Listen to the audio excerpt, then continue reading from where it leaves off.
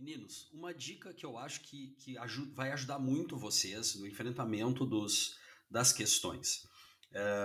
Geralmente nas questões de geologia, ou vai estar envolvendo a estratigrafia, ou então vai estar envolvendo mineral e rocha. E aí, mineral e rocha, vai estar a composição das rochas, no caso, vai estar muito ligado à parte ali de magmas, enfim, e geralmente isso vocês têm uma certa dificuldade para lembrar de algumas coisas.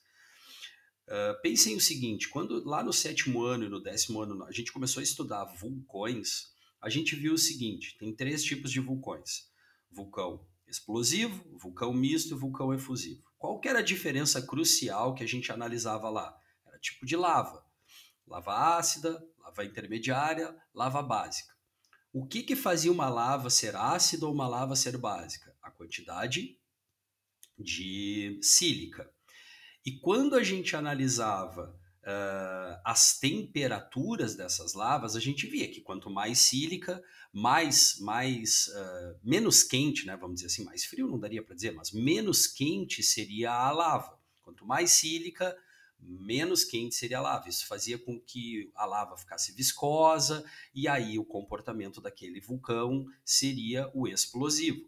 Quanto menos sílica, maior seria a temperatura e aí, consequentemente, seria uma lava mais fluida, daí o vulcão ser efusivo. Essas informações eu tenho certeza que vocês já têm. Até porque, como é que a gente chama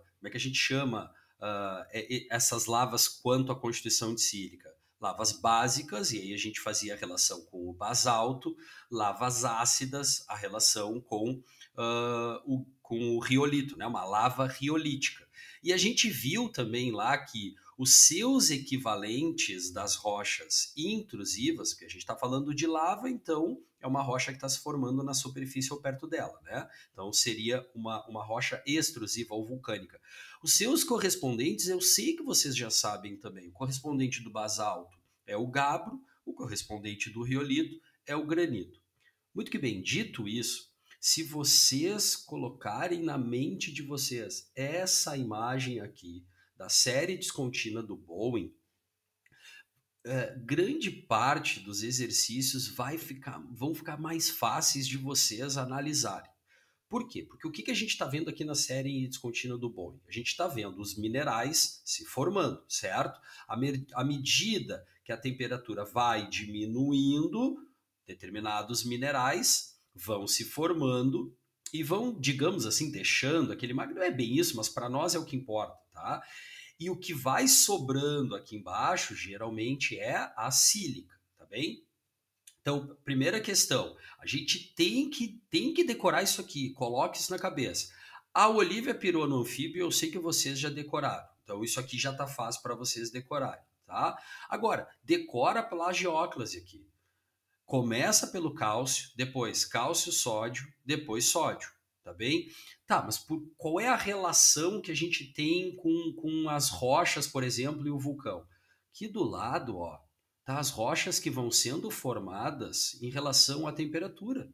A temperatura vai diminuindo, determinadas rochas vão se formando. Porque lembra, rocha é um conjunto de minerais. Então vamos pensar o seguinte, então vamos analisar aqui o peridotito. Vamos analisar os minerais que formam o peridotito e a quantidade desses minerais que formam o peridotito. Tá? Então, olha só. Peridotito formado por... Deixa eu pegar a caneta aqui. Olivina, 90%. Olha onde está a olivina. Está aqui. Depois, adivinha só? Hidroxênio. 10%. O peridotito é considerado uma rocha ultrabásica. É óbvio, ele está aqui em cima. Não tem quase nada de sílica. Tá? Então, é uma rocha que está se formando a altas temperaturas, vai ter muita olivina e um pouquinho de piroxene. Pode ter um pouquinho de anfíbola aqui, mas vai ser em casos que vai sofrer meteorização. Ou vai sofrer uma hidratação, ou então, mais do que isso, vai ser uma rocha que vai estar com um certo grau de metamorfismo, mas que isso nem importa para nós. Mas olha a relação, entendi o peridotito tá aqui em cima, eu já sei que ele vai ter esses minerais aqui, ó. Tá? Lembra? Ele é uma rocha básica. Então é óbvio que ele na sua constituição ele vai ter minerais máficos, rico em ferro e magnésio. Tá bem? Vamos analisar aqui agora, um pouquinho mais abaixo, o basalto e o gabbro. Basalto, minerais da sua constituição, plagioclásio, adivinha só?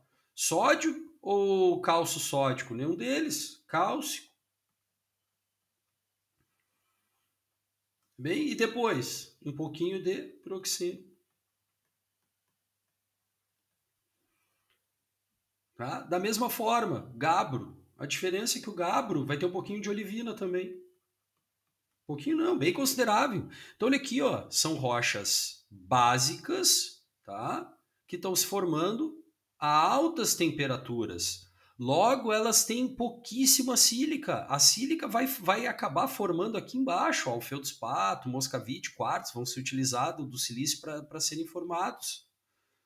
Tá? Vamos um pouquinho mais além ainda. Agora vamos para o andesito. Ó, olha aqui onde está o andesito. Andesito, minerais que estão na constituição tanto do andesito como de diorito. Plagioclásio, cálcio sódico, anfíbola, piroxênio e biotita. Ó, tá dentro dessa área aqui, ó. Lembra a temperatura da lava andesítica? Não era nem tão alta, né? Não estaria lá perto dos 1400 graus, mas também não era tão baixa assim aos 700 graus como uma lava riolítica. Então, como esses minerais eles estão se formando uma temperatura aqui intermediária, os minerais que estão sendo formados estão aqui dentro dessa faixa aqui da série descontínua. Então vai ter um pouco lá de plagioclases cálcio-sódica, vai ter piroxênio, vai ter anfíbola.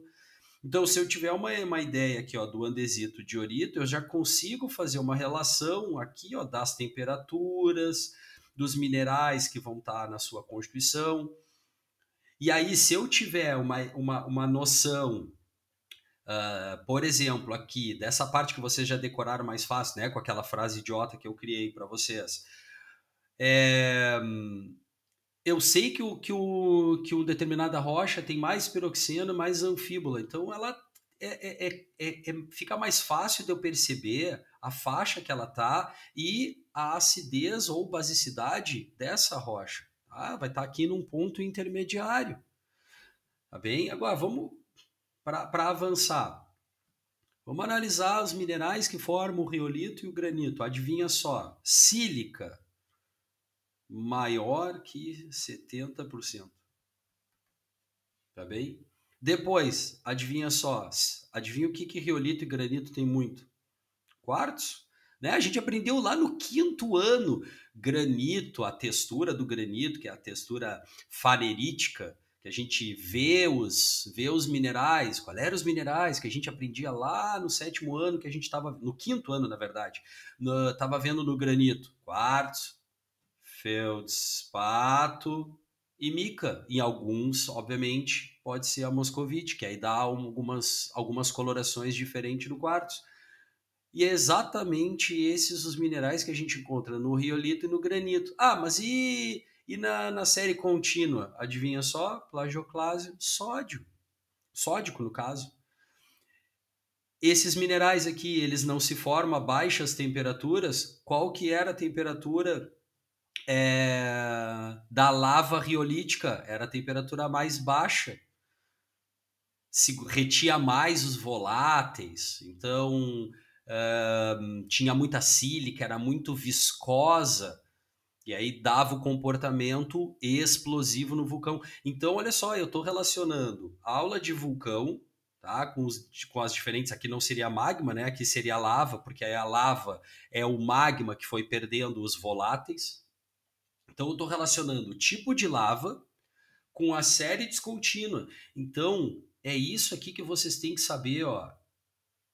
Isso aqui vocês têm que saber. Olivina, piroxena, anfíbola, biotite. Desse lado, plagioclase, cálcio, cálcio sódica, sódica.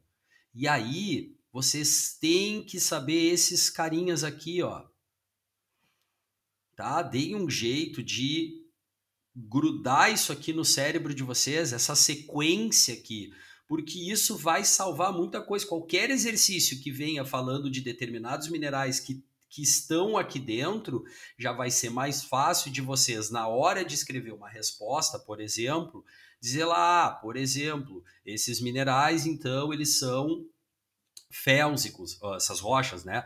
Ou essas rochas, elas são máficas, porque possuem mais olivino-piroxênio, ou então plagioclase sódico, então são rochas mais ácidas, de origem de um magma ácido.